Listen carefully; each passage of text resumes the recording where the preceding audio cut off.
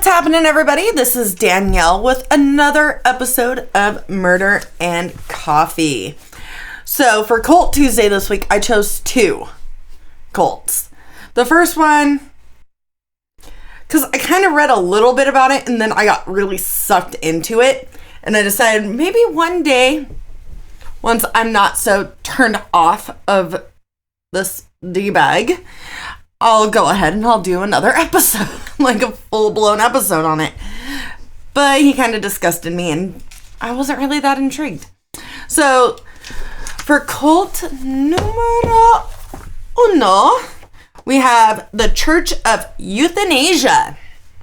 So, they're also known as COE. They're a religious organization founded by Reverend Chris Corda and Pastor Kim, also known as Robert Kimberk, in Boston, Massachusetts in 1992. So, this one was inspired by a dream that Chris Corda, who's also a DJ, had in 1992, in which he was confronted by an alien intelligence known as the Being, who claimed to speak for the inhabitants of Earth and other dimensions. First off, that is way too much club drugs, dude. If you're having a bad trip like that, don't take any more. The Being warned him that our planet's ecosystem is failing and that our leaders perpetually deny this, asking why our leaders lie to us and why so many of us believe these lies. So Corda awoke from the dream, moaning the COE's now infamous slogan, "Save the planet, kill yourself." He made the club classic of the same name. Like, legit, I'm gonna link his song down below.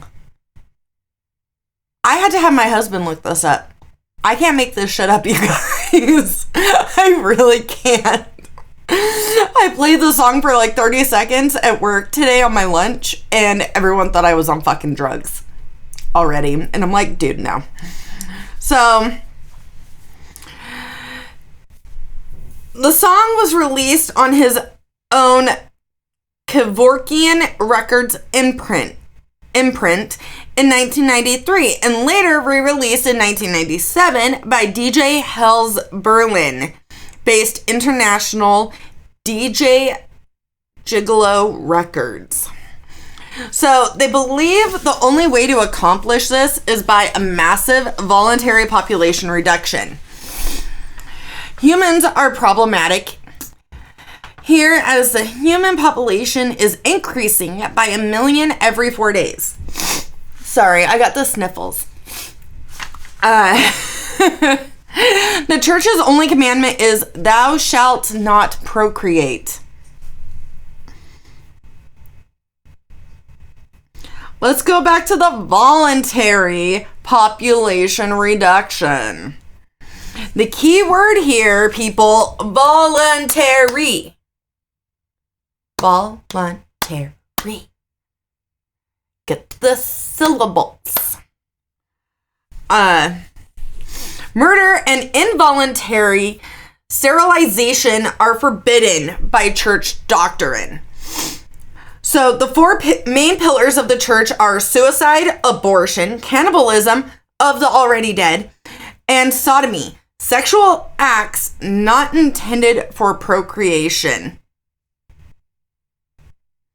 These people believe in butt play. Okay? That is straight butt play. These are the acceptable, keyword there, ways to contribute to human extinction. So the church was officially recognized by the state of Delaware in 1994, followed by a tax exemption in 95.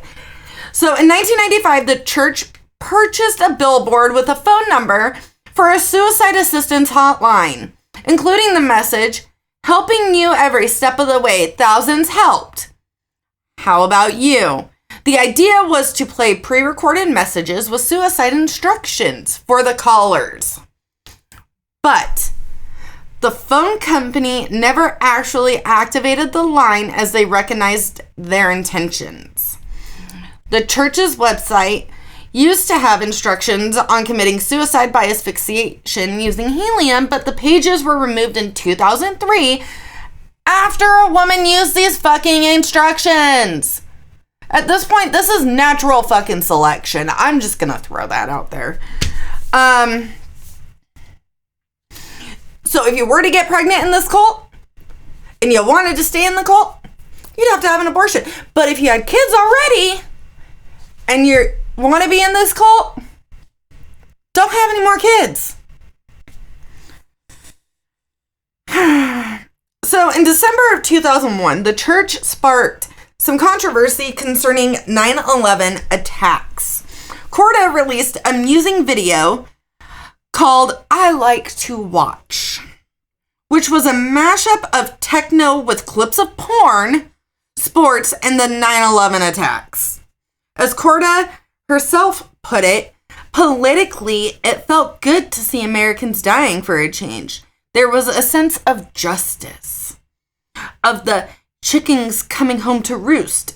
In gender terms, the huge gash made by the plane was obviously female. I had witnessed a Freudian drama on a national scale. America's penis had been turned into a vagina. I had to read that word for word, you guys. That's how fucked up that was. I had to take that direct quote. So you see how fucking psycho this woman is. So the pages obviously removed. I'm not even gonna get even on that one. I cannot make up that quote. So as I stated, the pages for their website were removed in 2003 after a 52-year-old woman used them to commit suicide in St. Louis County, Missouri, resulting in legal threats against the church. So, pretty much, it's a suicide cult. You want to kill yourself? Go for it at that point. They don't give a fuck. You're pretty much made a saint at that point with this fucking church, from what I've been reading. Why?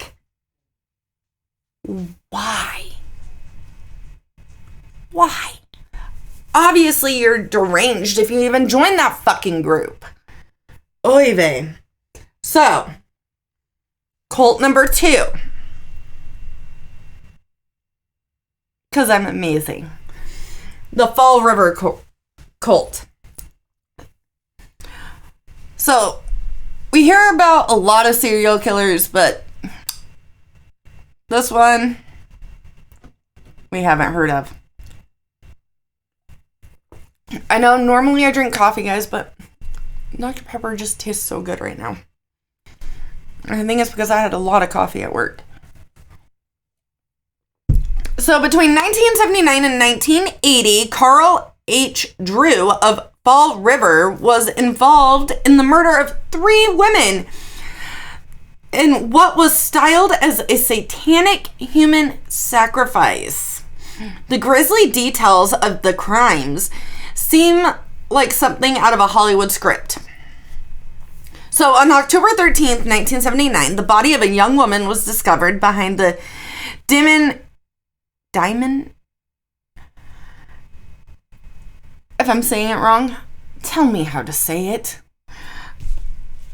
Vocational High School in Fall River. The corpse was identified as 17-year-old Doreen Levesque. The teenager had previously been reported as a runaway from a New Bedford foster home and had apparently been a sex worker. Her wrists were tied with fishing line. She had been stabbed in the head multiple times, and there was evidence that she had been sexually tortured. The county medical examiner determined that the crime was likely committed by multiple people and that there was a ritual element to her wounds. So they pretty much, it appeared as if she had been stoned to death. So a month after the discovery of 17-year-old Doreen, 22-year-old Barbara Raposa was reported missing in Fall River by her boyfriend Andy Maltias. The young man told police he believed her disappearance had something to do with a cult of devil worshippers who controlled the local vice trade and took orders from Satan himself.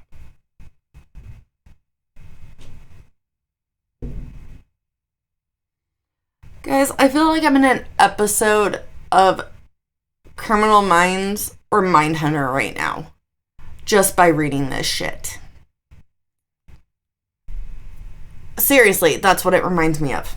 It's an episode of Criminal Minds. Go check it out. I'm actually pretty sure that this one may have been on their wiki page. Who knows? So when pressed for information, Maltias revealed that he was a convicted pedophile, sexual sadist, and rapist. However, he claimed to have recently converted to Christianity after previously worshiping Satan.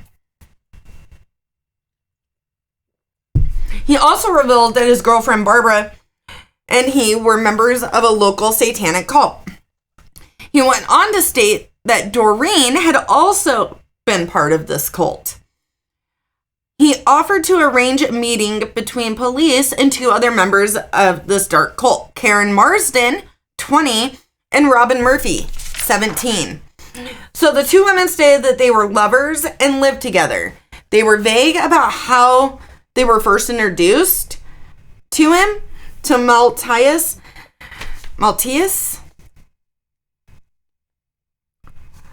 Though it was later revealed that he had been molesting Murphy since she was 11 years old. Finally, after hours of questioning, Marsden dissolved into tears and cried, "Carl Drew killed Doreen!" The police were familiar with Carl Drew. At 26 years old, he was already known as a violent pimp in the Fall River and New Bedford area of Massachusetts. He had run away from his father's New Hampshire farm at the age of 14 after being forced to wade through rotting carcasses of butchered livestock in order to separate hides and hooves for rendering. He was also known to have been Doreen's pimp.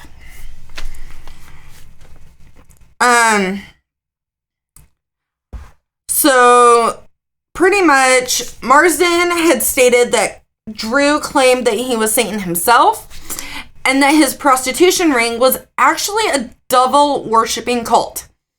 He took sex workers into the Freetown State Forest to hold nocturnal rituals and sacrifices. She claimed that Drew had threatened to inject battery acid into her veins and offer her soul to Satan if she ever betrayed him. Marsden would give no further information to police, even after being offered witness protection for her cooperation.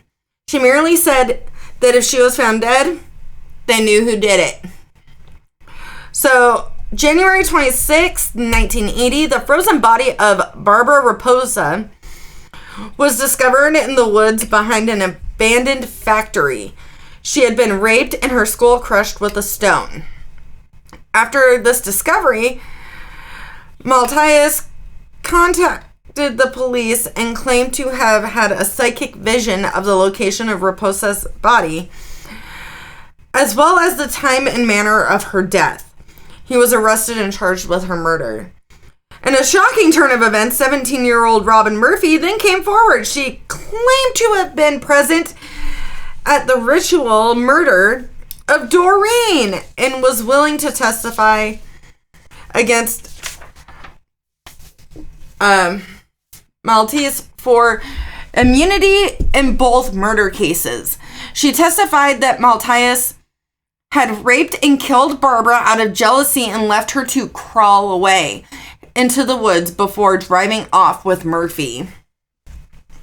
2 months later, this case took an even darker fucking turn. The remains of a human skull had been unearthed near Devil Pond. So forensics determined it belonged to Karen Marsden, another local sex worker who claimed to be involved in Carl Drew's satanic cult. Carol Fletcher stepped forward to point the finger at Drew and Murphy. In questioning, Murphy broke down and told police a horrifying story. So according to the 17-year-old girl, the cult killed every 30 days or so on the full moon. She claimed that they spoke in tongues, conjured demons, and offered human sacrifices to Satan. They used torture to force the victim to a maximum state of emotional arousal, which they believed resulted in an especially potent sacrifice. Murphy admitted to participating in the murder of Karen Marsden. She said that the victim's hair and fingernails were ripped out and her head was chopped off before being kicked around like a football. I joke about punting someone's head across a fucking room, but good God, I don't think I could ever fucking make that joke ever again.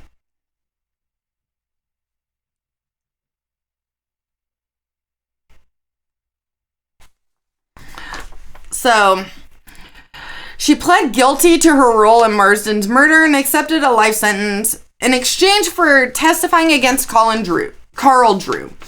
Drew was tried for the murder of Donna and Karen Marsden, Levesque and Karen Marsden, in March of 1981. He was convicted to life imprisonment.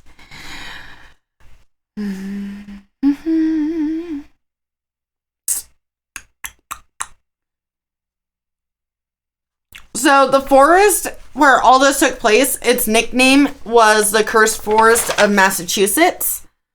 One of the earliest known murders in the forest happened in November of 1978. The body of 15-year-old Mary Lou Aruda was found tied to a tree in the woods. The girl was abducted 2 months prior. James N. Cater was convicted for the kidnapping and murder, but some believe the satanic cult was responsible as a cross was found near her body. So, also in 1987, a homeless man was accidentally killed in the same forest.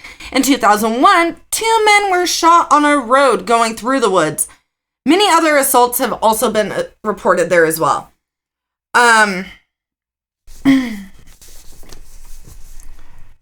So the first body was found October 13th, 1979, and that was 17-year-old Doreen Levesque. Everywhere I read, it always said 17-year-old prostitute. I'm sorry, she's a human being, you guys. She's not fucking cattle. Just because she hooked a little bit does not mean that, she's even less. She's someone's fucking daughter, for Christ's sake, who went missing. God. I'm gonna start having some words with fucking writers. That's all I gotta say. She was found with wrists bound with fishing lines, stabbed in the head several times, and sexually tortured. The police had suspected one of her clients of committing the murder, but obviously that wasn't the case. It was Carl Drew. All because he started off this fucking deal of a bunch of prostitutes being a fucking satanic coven.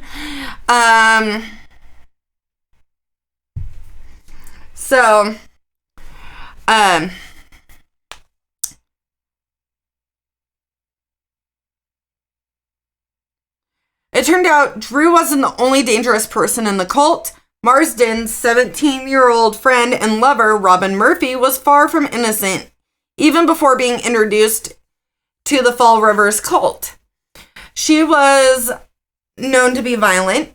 She was also one to tell the police it was Andy Maltese who murdered his girlfriend, Barbara Raposa, because she was cheating on him. She claimed she has been with him on the night of the murder. Maltese and Raposa started arguing. He then pulled over, raped her, beat her with his fists and a rock, and left her to die. Murphy claimed she didn't report him sooner, fearing retribution.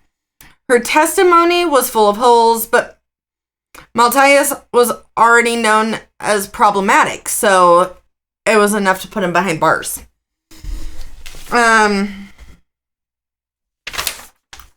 Let's see here. All right, so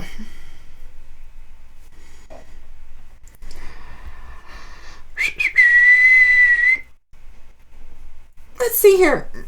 So Murphy received a life sentence with the possibility of parole. She was released in 2004, but violated the parole and was returned to prison in 2007. So Carl Lewis, who also took part, the main dude here, never stood trial for it. However, he was arrested a few years later for assaulting Sparta with a weapon.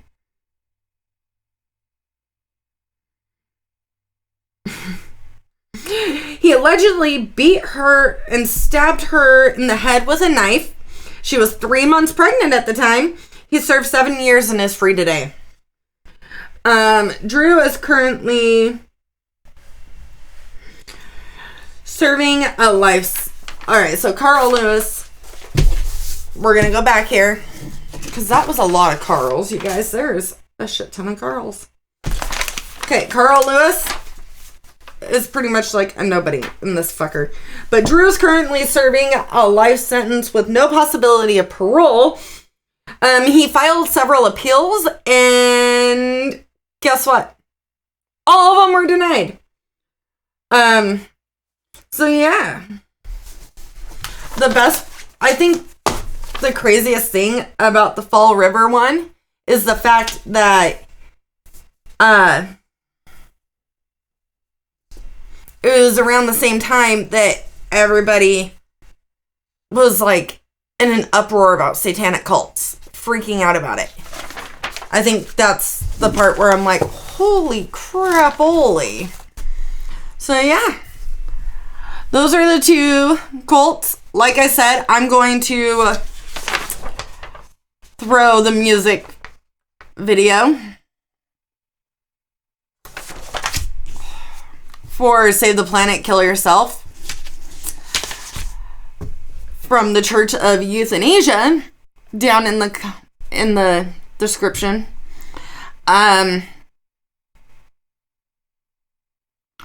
Sorry all my episodes were late last week, you guys. It's been chaotic. And it's going to be chaotic for a little bit longer. I got 2 daughters whose birthdays are 4 days apart. So literally within the next 2.5 weeks. What else? Oh! Hello, everybody. So, I'm trying to, think of the best way to word this, you guys. I'm sorry. I'm doing this all, free script. There's nothing. Literally, all I had were my notes. So, I have been working on some really crazy shit. And I think you guys are going to really love it. I put together a huge list. I've been working on it nonstop. I'm pretty sure it's driving my husband crazy. And yeah, I've been listening to Kingpins from Parcast on Spotify. It is well put together, you guys. You need to check it out. I watched the Aaron Hernandez documentary on Netflix. I'm not even going to go into that one. Honestly. It's hearsay. Also, just so everyone knows, I record the Cult Tuesdays on Sundays. Kobe Bryant fucking died today, guys. So did his 13-year-old daughter.